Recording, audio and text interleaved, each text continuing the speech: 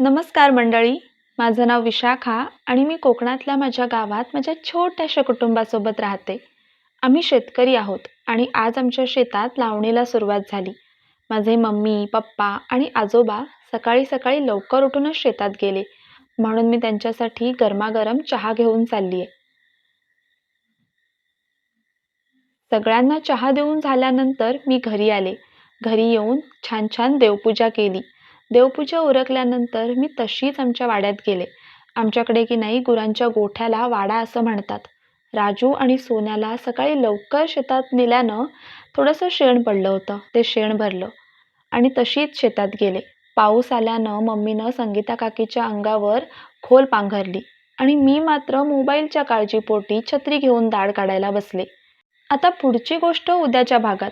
तोपर्यंत काळजी घ्या आणि हो, व्हिडिओ आवडला असेल तर चॅनलला सबस्क्राईब पण करून ठेवा. बाय.